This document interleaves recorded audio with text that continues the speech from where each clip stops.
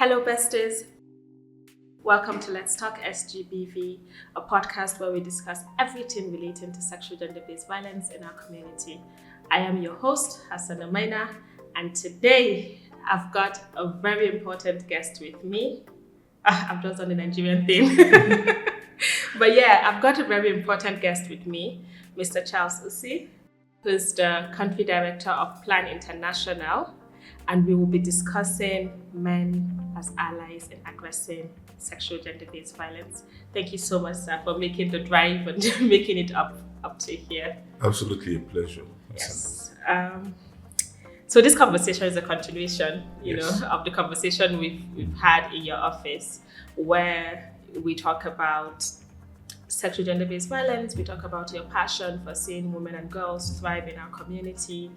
And talking about thriving in our community, it seems like the community always finds ways to exclude women and girls in ways. Quoting you from one of your interview, you said the picture of poverty is that of a woman, where you're talking about women, in health and cancer and all of that. And it got me thinking about your career trajectory and how even when you were with Christian Aid, it was women focus. When now you're at Plan International, it's women focus. And I wanted to know why. Of course, we know the whys. There's so many whys, but what is your own personal why? Okay, that's interesting to hear you frame it in this way.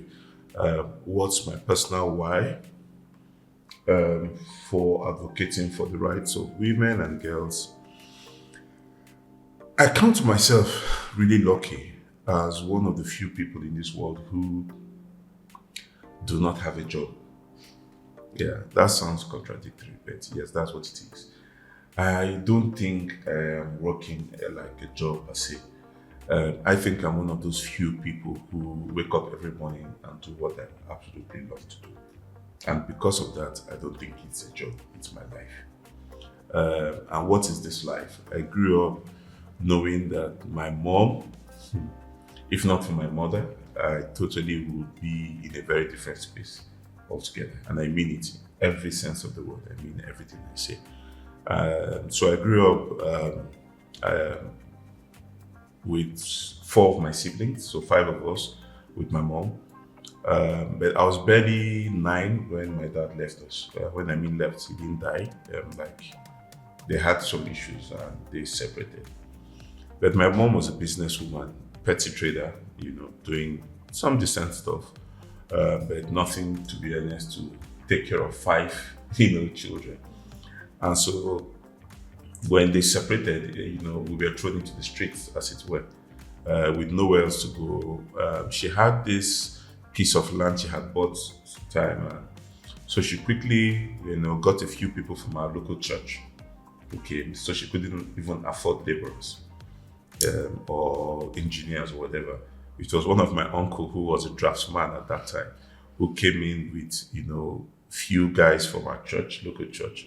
And then they dug up the soil from this piece of land, used it to mold blocks and used it to raise a structure and put something on top of it. And that was it. That was home for us when we left. I was barely 9.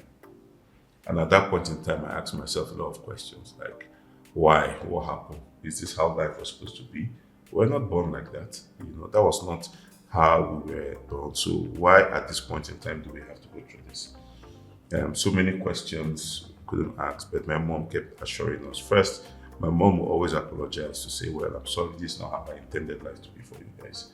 However, you can change it. You can create a life that you want. My mom will always say, the people who make it in life do not have 2 heads. I never forget that. Even at the age of 9, I still hear her voice. And so for me, that became the motivation. And I just told myself 2 things. 1, I will make it.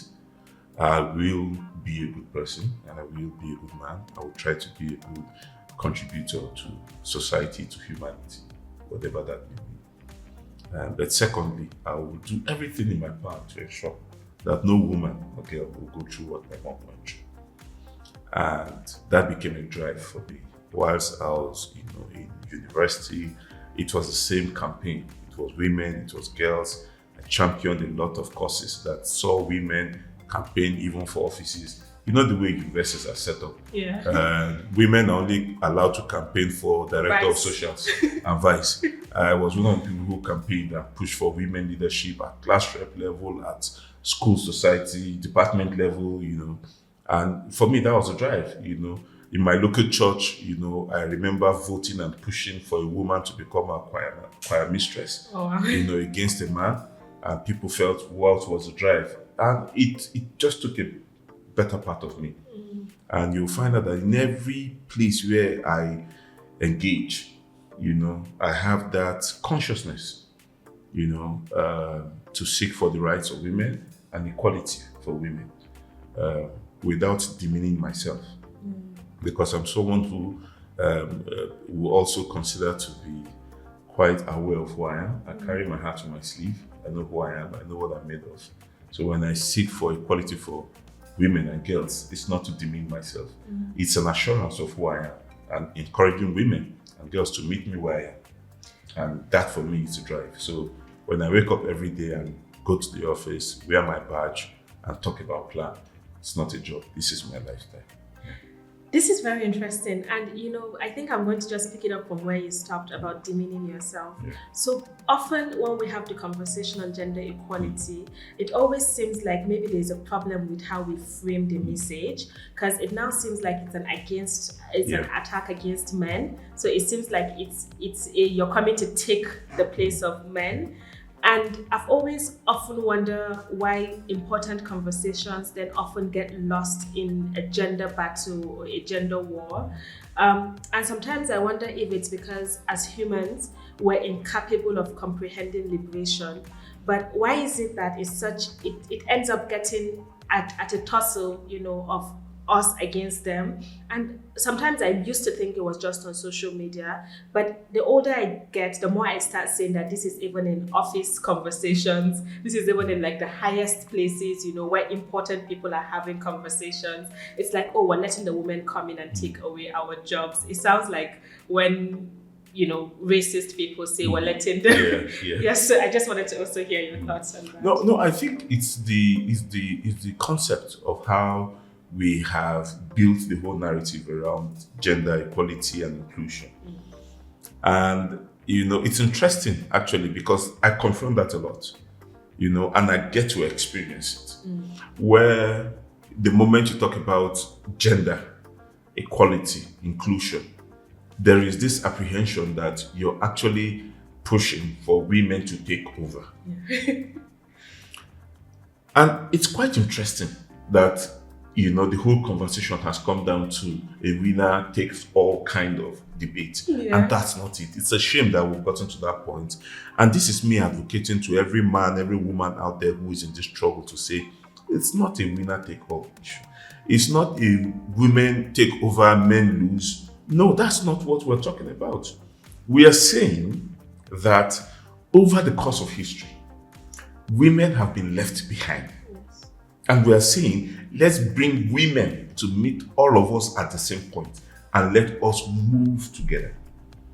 It's a different conceptual framework from what people hitherto refer to as feminist. Because then when you hear people talk about feminism and feminist movement, it's from a almost radical point of view of trying to take over. And it's a wrong sentiment. No. The data, history shows that women have been left behind. Girls have been left behind in every facet of our life. And we are saying we should pause, bring the women and girls together, and then let's move to. When we say this, it sounds quite abstract. And that's why I run away from all this big language and statistics, and people like to use all of that to throw more confusion and throw more spanners into the works. Yeah. Let's talk about very basic issues. Yes, sir. Yeah, very basic issues. What do we mean when we say women, equality for women? We're saying, let's look at every part of our lives. If there is a conflict going on, there's a crisis going on, who are mostly affected? Women and girls. Yeah. If there is a war going on right now, who are mostly affected? Women and girls. If there's hunger, who are mostly affected? Women and Women and girls. girls. Girls, actually, data shows from Northeast Nigeria, from the insurgency that has plagued that part of the country, that girls eat last. Yeah. It's a statement of fact. Girls eat last. Why? Women eat last. So whenever there's food on the table, whenever a family has to sit down and eat, the woman is busy calculating how whatever it is on the table will go round. In most instances, she eats last. The girl is made to fend for other people in the family, get water, cook, clean dishes. She tends to eat last. How does that translate to women taking over when we now say gender equality? What is taking over what? We are simply saying, if there's food on the table, all of us should have a fair share. Yeah. If there's work to be done to bring that food on the table, all of us should have a fair share. It is about equity. Everybody having a fair share to live a decent life. That's what we're talking about. So let's look at healthcare. One of the biggest issues we talk about is when we talk about reproductive health, is access to services to take care of your body. Yeah. Now that's a big contention, a big issue. Yes. Because then you will find men say, when I get married to you as a wife, you literally have become my property, sort of. And so I literally decide how many children you should have. Now I argue and I say, have you for once looked at a woman and see what childbearing does to her body, her psychology, her sense of worth? And for once, put yourself in those shoes and ask yourself how many children you want to give birth to if you were in those shoes. So if a woman decides from the love of her heart and say, I want to have 10 children, that's her choice. Yeah. But if that same woman or another woman says, I want to have only one, it's her choice. It's her body. It's her body. This is a big concept for many people to deal with, because they feel that a woman does not have the right to make that decision over her own body. I have a problem with that. I think I watched an interview where you said, at Plan International, you don't take you're not in the middle. You actually take sides, and you take sides with girls and women, and I found that so interesting. And I've also heard a lot you've said about women inclusion and getting women involved. But at As Well Support Initiative, part of what we have found that takes women away, is this issue of sexual gender-based violence, where even in the workplace, even in healthcare facilities, you see women complain about how doctors or healthcare providers assault them when they're seeking healthcare. We see it even when women are trying to do better economically. We see it even when women are, wherever women find themselves, even in places of social comfort, like religious houses. We see that happen. We see it in school. Sexual and gender-based violence, in our view, seems to be one thing that aims or, threatens to take women away from the public space.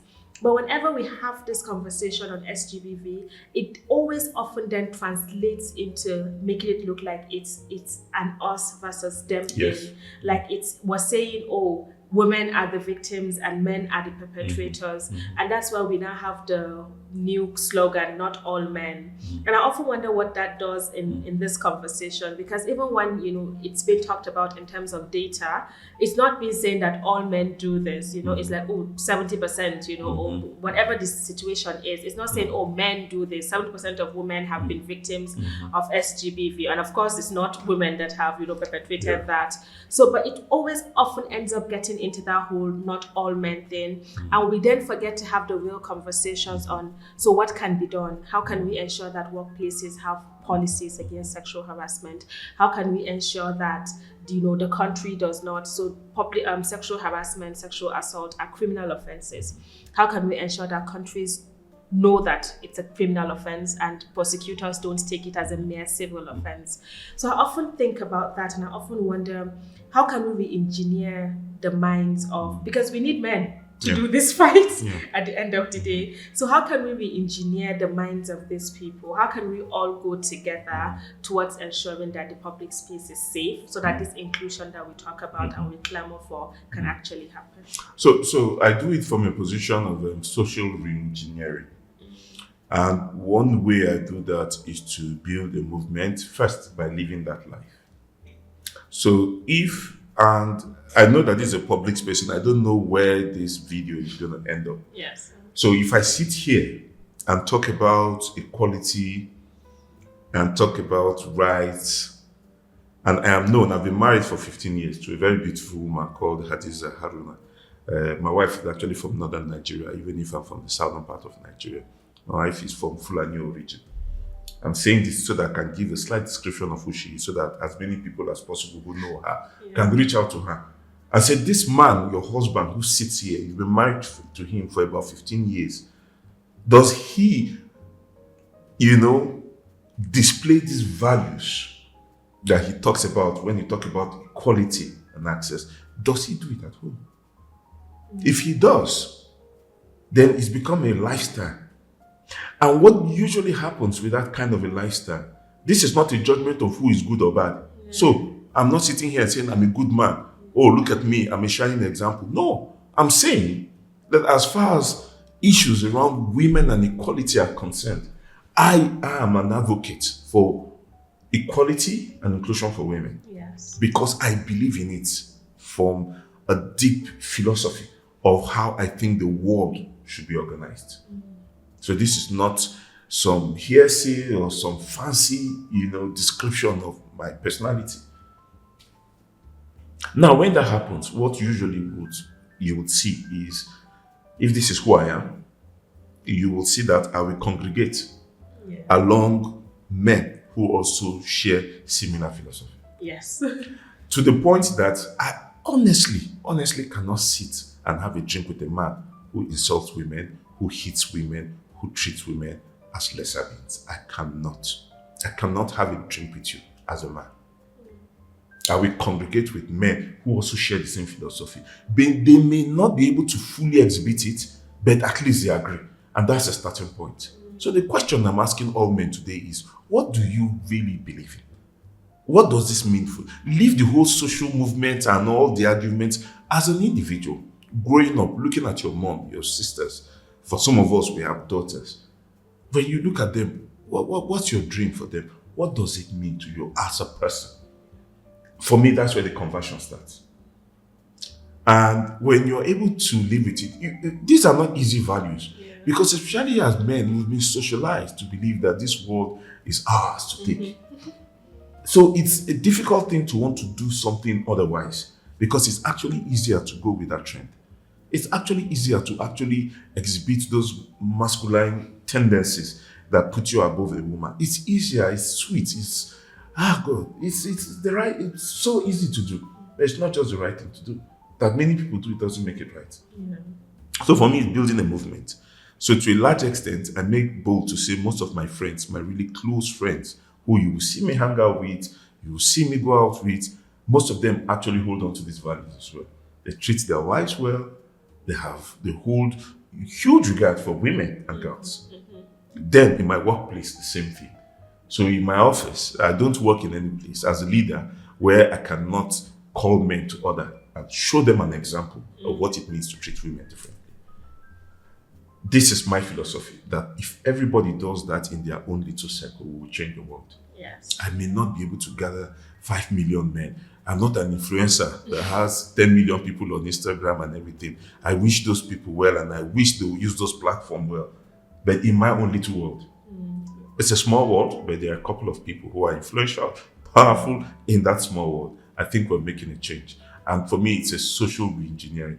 It's movement building, where we are linking up to men who hold the same philosophy, and we're holding each other, and we're actually putting policies and systems in place that will actually translate to a wider reach. It's a ripple effect that will happen.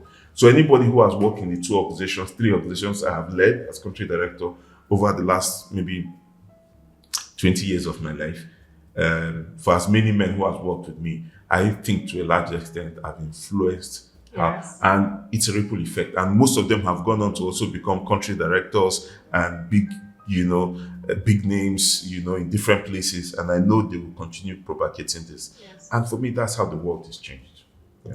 Absolutely, absolutely. And just to also mention, because I was privileged to be on a panel with you, and you talked about some of the policies that you have in Plan International, and I just said that I would not forget to mention that these are policies that we need to see, especially in government sectors, because NGOs seem to always lead in progressive policies, for women, for inclusion for women. But I also want to talk about mentorship, because there have been a lot of conversations about how young boys and young men are lacking in mentorship. And it's more scary now because we see the rise of the incel movement. So we see the rise of people that say women are trash, women, they're just here to take your money. And we see those sentiments and these people have millions of views that you begin to see. In fact, I think they have a name. They call them the Red Pill movement. They call them incels. And it's very scary because even if you go deep into the lives of the men propagating for these things, you see the heinous crimes that these men are committing or have committed, from sex trafficking to assaulting women. And yet we see lots and lots and lots of men being carrying them, as role models. And I often wonder, when we say men are lacking in mentorship or young boys are lacking in mentorship, yet they see these people, how can we ensure that, we change the minds, and focus of these people to start seeing that there's an alternative to how you can think? Because your way of thinking would end your life, because basically if you're already having such a toxic mentality, then you build a toxic family, and then there's no peace of mind or no happiness. So I often wonder whether we're not doing enough in terms of showing alternative. I agree with you. It's a very disturbing trend. And sometimes when I see those kind of movements, I don't know these people, these red people, I don't know who they are. And I wish I would get to know them, and I would like to interact with them to hear what their philosophy is and all of that, because then it scares me. So I saw this video on Twitter, I think it was on Twitter, what we call X now, of a girl in a park somewhere. I can't remember. I think it was Asaba, because I heard the people calling the name of the park, of a young girl who was going to board a vehicle. But she was dressed in a way that, I think her undies it was quite transparent, it was revealing and everything. And then some strange random guy, doesn't know her from anywhere. Now, I don't know if it's a skit, because these days it's even difficult to know what is a skit or not. But it didn't look like a skit because this girl was literally crying. And I saw other women trying to come to help her. But this guy was literally body shaming her, insulting her, and literally almost being physically, like assaulting her physically. And the whole conversation revolved around how she dressed, that she should go back home and change. And it just beat my imagination where I asked that guy, how dare you? Who gave you the audacity to decide how a girl or how a woman should dress in public? How did we come to that? And the biggest shock for me was that there were several boys and men there all having a good day, laughing, filming. It broke my heart. You see, where I grew up in Jos. I grew up in Jos. I was born and brought up in Jos, and most times I identify as someone from Plateau State. You see, growing up, the orientation we had, that would never happen. We stand up for women. So when we work as young boys, we're working, we see a guy trying to assault a woman, we go after the guy. That's how we grew up. That's the socialization I had. So when I saw that, it was scary. I was like, who are this group of people? So when you talk about mentorship, I don't necessarily agree that only men should mentor men. No, I don't agree. In fact, one of these popular influencers, I don't want to mention name, one time, I think a year or two ago, went on Twitter on Father's Day and said, "Oh, happy Father's Day." And this is somebody who has millions of followers. Happy Father's Day. I used to follow him because he was giving out some good stuff. Happy Father's Day. And then he said, it's a day like this that we celebrate fathers, because only a father can make a man. That was his ending quote. And I tweeted him and I replied and I said, sorry, I don't agree that only a father can make a man. Because when you say that, what are you telling the millions of single mothers who are raising boys? That their boys will never grow up to be men? Because I'm one of them. And to be honest, if they put me and you on the scale, I would wonder how much manly you are than me. But I am a product of a woman. My mom taught me how to be a man. My mom taught me how to be a man and taught me what not to be in a man. My mom, my sisters, they did that. I'm a product of my sister. I'm a product of women, female grooming. So it's the responsibility of everybody. Yes, sir. To groom the next generation. When you leave it to only one group of people, then you begin to have a lot of questions because those people may be speaking from the abundance of something that has happened to them in the past. Yes. But now, some people will argue that, oh, it's because of the way I grew up, because of my mom, because my dad left me. That's how. You can say that to a large extent, right? That formed my foundation. But I've grown into a man who have been privileged to sit in spaces and in situations where I've had to make policies that go beyond me. In fact, I have been privileged to sit to design some of the policies we have today in Nigeria. I was part of the people who developed the malaria policy we have for Nigeria.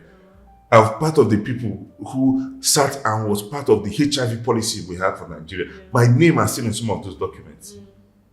So at what point would you say that it's simply because it's a woman that is making me do all of that? So I've grown out of that and I've formed deep impressions and convictions about life for me as a person.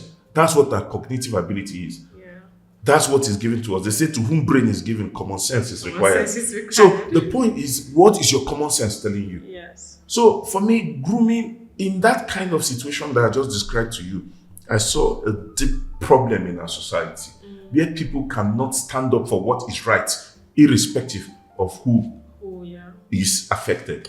And that for me calls for concern. So it's possible that some men may have grown up and have had some really bitter experiences with women. And I really feel for them and I condone with them. And for me, they need some form of therapy and they need healing. They need to forgive. And don't use that experience to castigate the rest of women and build a movement against women. Because it is simply wrong. It is a right or wrong thing. It's about morality here. So for me, one of the things I try to do is to explain the basis for why we do certain things. So like you explained, in my office, and I know that men will agree with this, if there's a man and a woman who you have, a boy and a girl, let me use those terms, both of them officers who need to travel for work for 1 week. In a real life situation, the boy can actually run into his room, let's say it's urgent, and you give them 3 hours to go back home and prepare and come back. The boy will literally be back in 1 hour. Yes. He will pick his shirt, pick things, and then he will leave. But the woman will have a lot of considerations. You know, she will pick her things, yes, but she will ask herself, would it fall within my period? If it falls within my period, what do I need to get? Is it a place where I can easily get pads? Do I need to get pads now? If it's a girl who has menstrual cramps, do I need to get Feldin or whatever it is I take? Do I need to get a hot water bottle? Like, how many men would think of this? So why would you now imagine that the living realities of a man and a woman will be the same? And this is not choice, this is biology. A woman does not wake up and say, for the next 6 months, I'm not going to menstruate. It's biology. It has to happen. So how do we not consider that we should make special considerations for this? But when I make a policy that supports women like this, because the policy I made in plan was the fact that women will get more travel allowances than men, because women have to deal with many more issues. But I had to take time to explain why. And to give them a basis that when we make a decision like this, it's in solidarity for women. To say women will suffer 1, 2, 3, 4 barriers. So if we are able to take away those barriers so that they meet us where we are already, because we don't have the barriers, so we can be at number 10. But women will have to go through several barriers before they get to number 10. So when we make those policies, we actually stand in solidarity with women to take away those barriers, bring them to 10, and then all of us move together from there. That is the simple, philosophy guiding the movement, of, the he for she. Yes. We consider ourselves the he for He for she. That is the simple philosophy guiding it. That we simply are trying to bring women to the same space, level, opportunities that we have as men, and together we move towards our goal as a people and as humanity.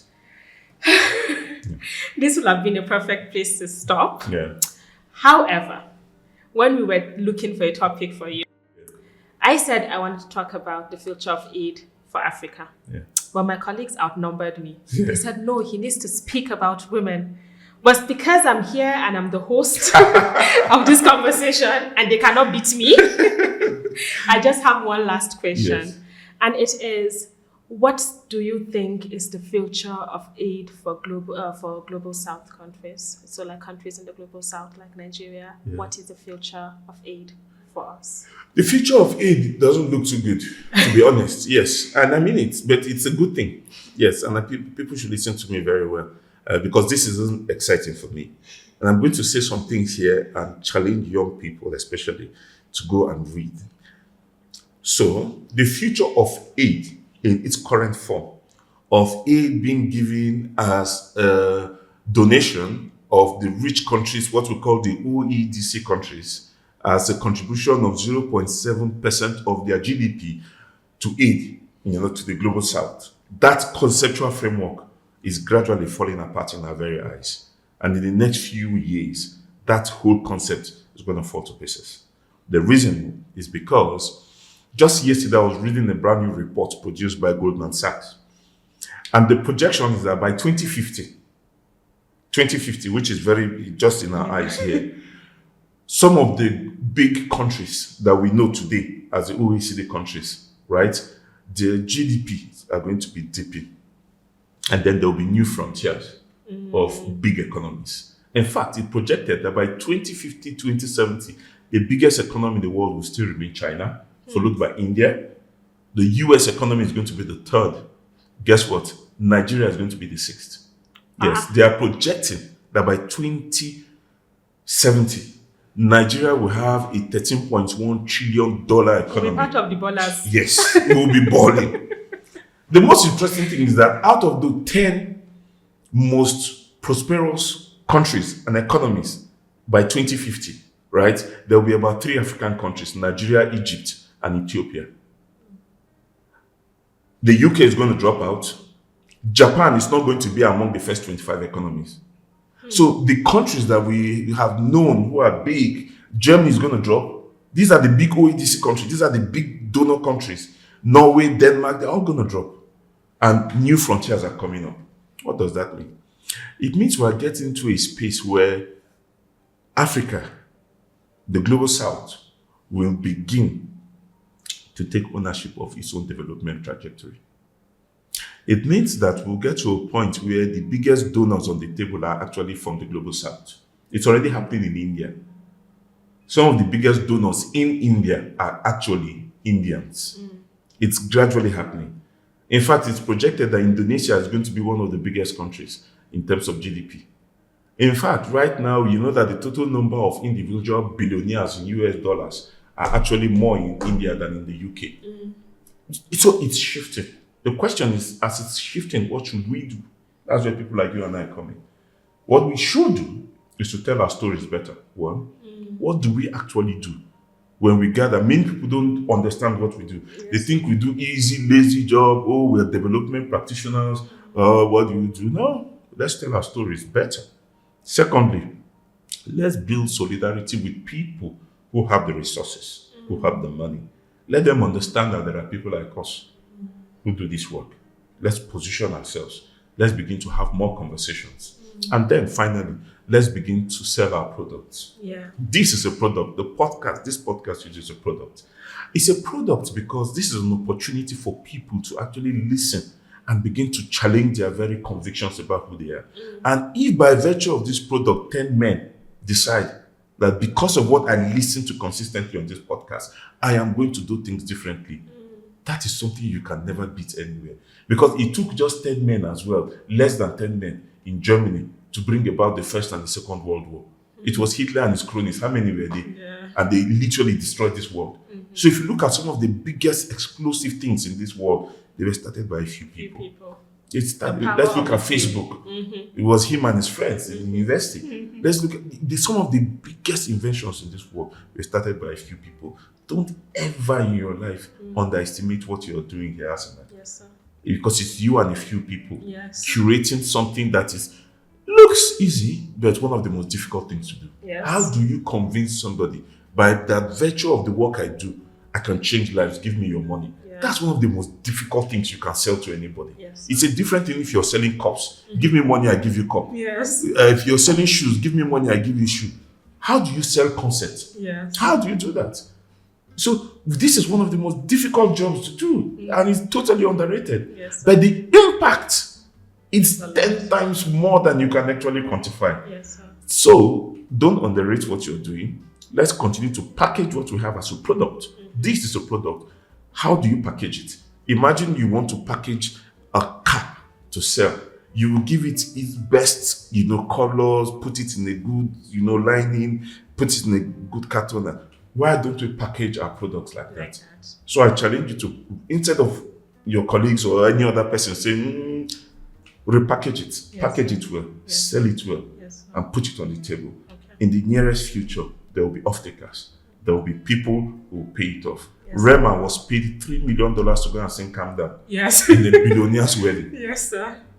And you think if you sell a good product to Rema, he will not give you 10% of that to continue to propagate. Imagine he believes the same way I have this conviction about women. Just imagine it for a second that he believes it. And he wakes up every day and looks at a wife and a daughter and says, I want the best for you. And one of the ways I can create that is to ensure that the world is receptive to people like you. And because of that, I will ensure that I contribute to any cause that will give you that life. So from everything I make, I'll give 10%. Imagine he calls you and gives you 10% of $3 million. Oh my. I think I'll also come and work for you. That's a lot of money.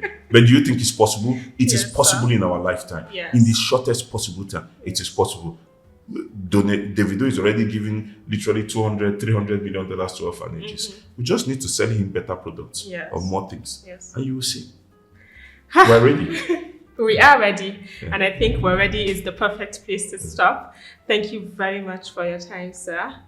Thanks a lot. This has been a very impactful conversation. I personally have learned a lot, especially when it comes to framing conversations with people, because to be honest, we need more allies, not less. And we need to start behaving like we're spreading the gospel. So even when people have small conviction, we don't chastise them or chastise them for not knowing more. Rather, we try to teach them more with empathy. So thank you so much, sir. Thank you. And this is it for this week's episode of Let's Talk SGBV. I remain your host, Hassan Amaina. Please follow us on all of our social media platforms and send us an email with any questions you might have or any comment at aswellnigeria@gmail.com. Thank you and see ya. Bye-bye.